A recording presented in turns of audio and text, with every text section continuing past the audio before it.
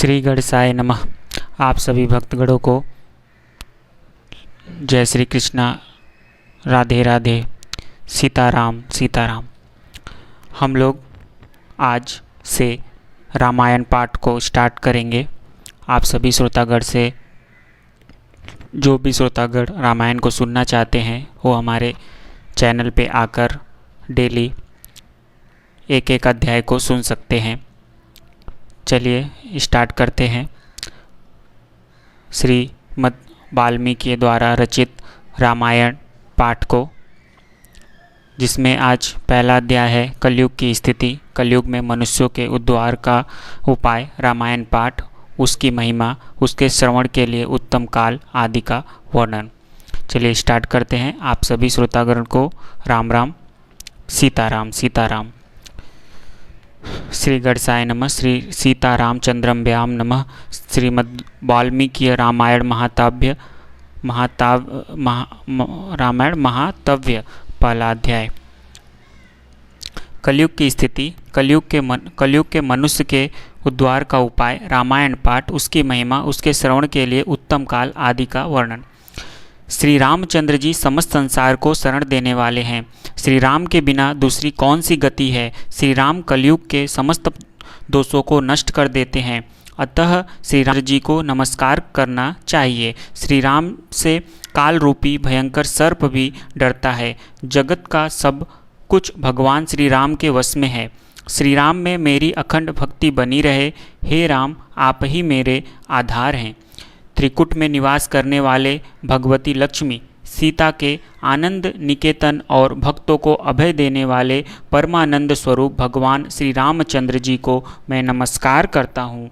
संपूर्ण जगत के अभिष्ट मनोरथों को सिद्ध करने वाले अथवा सृष्टि पालन एवं संहार के द्वारा जगत की व्यवहारिक सत्ता को सिद्ध करने वाले ब्रह्मा, विष्णु और महेश आदि देवता, जिनके अभिन्न अंश मात्र है, उन परम विशुद्ध सच्चिदानंदमय परमात्मा देव श्री रामचंद्र जी को मैं नमस्कार करता हूँ तथा उन्हीं के भजन चिंतन में मन लगाता हूँ। ऋषियों ने कहा, भगवान आप विद्वान हैं, ज्ञानी हैं। हमने जो कुछ पूछा था वह सब आपने हमें भली भांति बताया है। संसार बंधन में फंसे हुए जीवों के दुख बहुत है। इस संसार बंधन का उच्छेद करने वाला कौन है। आपने कहा है कि कलयुग में वेदोक्त मार्ग नष्ट हो जाएंगे। अधर्म परायण पुरुषों को प्राप्त होने वाली यातनाओं का भी आपने वर्णन किया है। घोर कलयुग आने पर जब वेदोक्त मार्ग लुप्त हो जाएंगे, उस समय पाखंड फैल जाएगा। यह बात प्रसिद्ध है, प्राय सभी लोगों ने ऐसी बात कही है। कलयुग के सभी लोग काम वेदना से पीड़ित, नाटे शरीर के और लोभी होंगे तथा धर्म और ईश्वर का आश्रय छोड़कर आपस में एक दूसरे पर ही निर्भर रहने वाले होंगे। प्राय सब लोग थोड़ी आयु और अधिक संतान वाले होंगे। उस युग की स्त्रियां अपने ही शरीर के पोषण में तत्पर और वेश्याओं के समान आचरण में प्रवृत्त होंगी। वे अपने पति की आज्ञा का अनादर करके सदा दूसरों के घर जाया आया करेंगी। दुराचारी पुरुषों से मिलने की सदैव अभिलाषा करेंगी। उत्तम कुल की स्त्रियां भी पर पुरुषों के निकट ओछी बातें करने वाली होंगी, कठोर और असत्य बोलेंगी तथा शरीर को शुद्ध और सुसंस्कृत बनाए रखने के सद्गुणों से वंचित होंगी। कलयुग में अधिकांश स्त्रियां वाचाल, व्यर्थ बकवास करने वाली होंगी। भिक्षा से जीवन निर्वाह करने वाले सन्यासी भी मित्र आदि के स्नेह संबंध में बंधे रहने वाले होंगे। वे भोजन के लिए चिंतित होने के कारण लोभवश शिष्यों का संग्रह करेंगे। स्त्रियां दोनों हाथों से सिर खुजलाती हुई गृहपति की आज्ञा का जानबूझकर उल्लंघन करेंगी। जब ब्राह्मण पाखंडी लोगों के साथ रहकर पाखंडपूर्ण बातें करने लगे, तब जानना चाहिए कि कलयुग खूब बढ़ गया। ब्राह्मण इस प्रकार घोर कलयुग आने पर सदा पाप परायण रहने के कारण जिनका अंतःकरण शुद्ध नहीं हो सकेगा, उन लोगों की मुक्ति कैसे होगी। धर्मात्माओं में श्रेष्ठ सर्वज्ञ सूत जी देवताधिदेव देवेश्वर जगतगुरु भगवान श्री रामचंद्र जी किस प्रकार संतुष्ट हो वह उपाय हमें बताइए। मुनीश्वर सूत जी, इस सारी बातों पर आप पूर्ण रूप से प्रकाश डालिए। आपने वचनामृत का पान करने से जिसको संतोष नहीं होता है। सूत जी ने कहा, मुनिवरों, आप सब लोग सुनिए, आपको जो सुनना अभिष्ट है वह मैं बताता हूँ। महात्मा नारद जी ने संत कुमार को जिस रामायण नामक महाकाव्य का गान सुनाया था वह समस्त पापों का नाश और दुष्ट ग्रहों की बाधा का निवारण करने वाला है। वह संपूर्ण वेदों की समस्ति के अनुकूल है। उसके समस्त दुख स्वप्नों का नाश हो जाता है। वह धन्यवाद के योग्य एवं भोग और मोक्ष रूप का फल प्रदान करने वाला है। उसमें भगवान श्री रामचंद्र जी की लीला कथा का वर्णन है। वह काव्य आपके पाठक और श्रोताओं के लिए समस्त कल्याणमयी सिद्धियों को देने वाला है। धर्म, अर्थ, काम और मोक्ष, इन चारों पुरुषार्थों का साधक है। महान फल देने वाला है। यह अपूर्व काव्य पुण्यमय फल प्रदान करने की शक्ति रखता है। आप लोग एकाग्रचित्त होकर इसे श्रवण करें। महान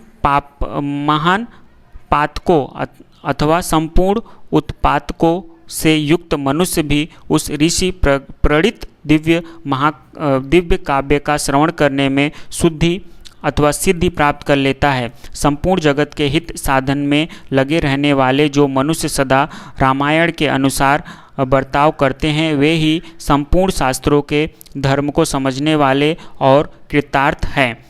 विप्रवरों रामायण अर्थ, धर्म, काम और मोक्ष का साधन तथा परम अमृत रूप है, तथा सदा भक्तिभाव से उसका श्रवण करना चाहिए। जिस मनुष्य के पूर्व जन्मोपार्जित सारे पाप नष्ट हो जाते हैं उसी का रामायण के प्रति अधिक प्रेम होता है। यह निश्चित बात है। जो पाप के बंधन में जकड़ा हुआ है वह रामायण की कथा आरंभ होने पर उसकी अवहेलना करके दूसरी निम्न कोटि की बातों में फंस जाता है। उन असदाथाओं में अपनी बुद्धि के आसक्त होने के कारण वह तदनुरूप ही बर्ताव करने लगता है। इसलिए द्विजेंद्रगढ़, आप लोग रामायण नामक परम पुण्यदायक उत्तम काव्य का श्रवण करें, जिसके सुनने से जन्म, जरा और मृत्यु के भय का नाश हो जाता है तथा श्रवण करने वाला मनुष्य पाप दोष से रहित हो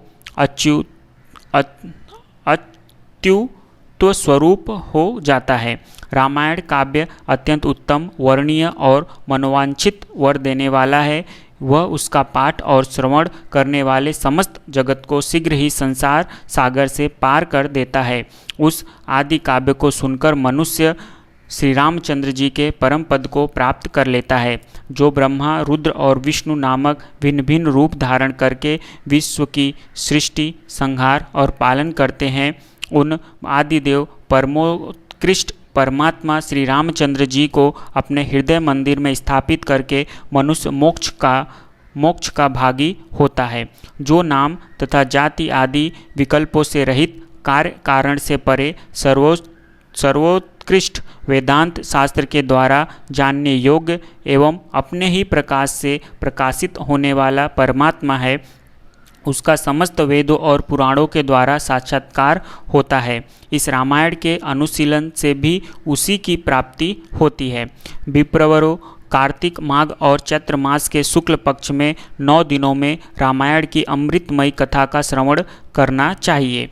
जो इस प्रकार श्री रामचंद्र जी के मंगलमय चरित्र का श्रवण करता है वह इस लोक और परलोक में भी अपनी समस्त उत्तम कामनाओं को प्राप्त कर लेता है। वह सब पापों से मुक्त हो अपनी 21 पीढ़ियों के साथ श्री रामचंद्र जी के उस परम धाम में चला जाता है, जहाँ जाकर मनुष्यों को कभी शोक नहीं करना पड़ता है। चैत, माघ और कार्तिक के शुक्ल पक्ष में परम पुण्यमय रामायण कथा का नवाह पारायण करना चाहिए तथा 9 दिनों तक इसे प्रयत्नपूर्वक सुनना चाहिए।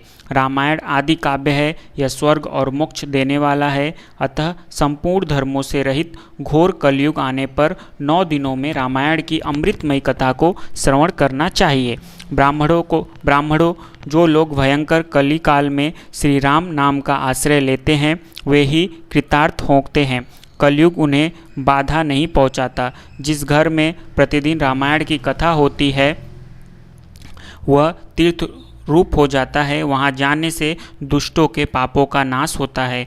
तपोधनों, इस शरीर में तभी तक पाप रहते हैं जब तक मनुष्य श्री रामायण कथा का भली भांति श्रवण नहीं करता। संसार में श्री रामायण की कथा परम दुर्लभ ही है। जब करोड़ों जन्मों के पुण्यों का उदय होता है तभी उसकी प्राप्ति होती है। श्रेष्ठ ब्राह्मणों, कार्तिक माघ और चैत्र के शुक्ल पक्ष में रामायण के श्रवण मात्र से राक्षस भावापन्न शाप मुक्त हो जाते हैं। सौदास ने महर्षि गौतम के शाप से राक्षस शरीर प्राप्त किया था। वे रामायण के भाव से पुनः ही उस शाप से छुटकारा पा सके थे। जो पुरुष श्री रामचंद्र जी की भक्ति का आश्रय ले प्रेम पूर्वक इस कथा का श्रवण करता है वह बड़े बड़े पापों तथा पातक आदि से मुक्त हो जाता है। इस प्रकार श्री स्कंद पुराण के उत्तरखंड में नारद संत कुमार संवाद के अंतर्गत रामायण महातभ्य विषयक कल्प का अनुकीर्तन नामक प्रथम अध्याय पूरा हुआ। आज यहाँ पे प्रेम से बोलो श्री रामचंद्र की जय। यहाँ पे प्रथम अध्याय समाप्त होता है। इसके नेक्स्ट वीडियो में हम लोग नारद संत कुमार संवाद सुदास या सोमदत्त नामक ब्राह्मण को राक्षस तत्व की प्राप्ति तथा रामायण कथा श्रवण द्वारा उनके उद्धार को सुनेंगे। तब तक आप सभी भक्तगणों को राधे राधे, जय श्री कृष्णा। प्रेम से बोलो श्री रामचंद्र की जय।